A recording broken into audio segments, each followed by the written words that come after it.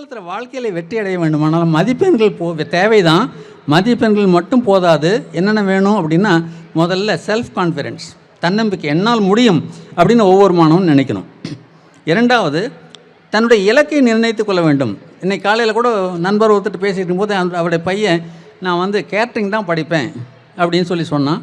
அவங்க பேரண்ட்ஸ் 2 பேரும் அவனை பிடிச்சி திட்டிகிட்டு இருக்கிறாங்க. நான் சொன்னேன், தயவுசெய்து திட்டாதீங்க, அவனுக்கு என்ன ஆர்வம் இருக்கோ அதை படிக்க சொல்லுங்கள். நான் கோல் செட்டிங்னு சொல்கிறோம். நமக்கு ஒரு இலக்கையை நாம் நிர்ணயித்து கொள்ள வேண்டும். அந்த இலக்கை அடைவதற்காக பாடுபட வேண்டும்.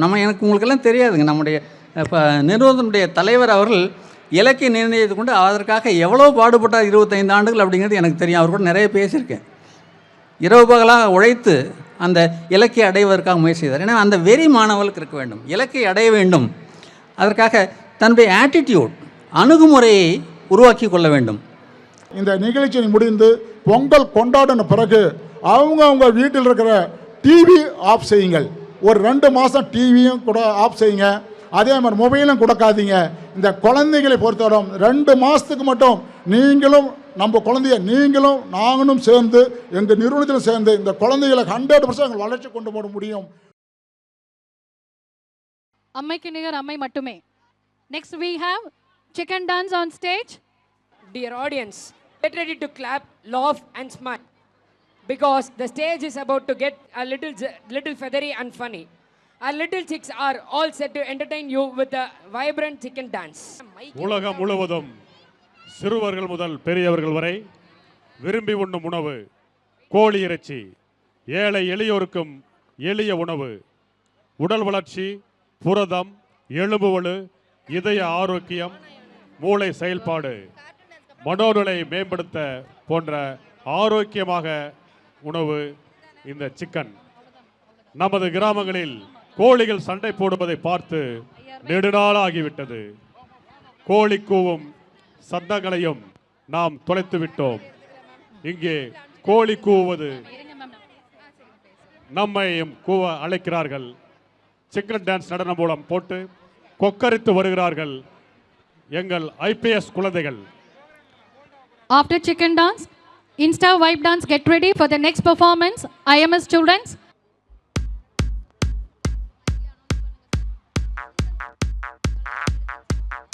பெற்றோர்கள் மாணவர்களின் பார்வைக்கு இடையூறாக இருக்கிறது. சற்று தள்ளி நின்று பார்க்குமாறும்.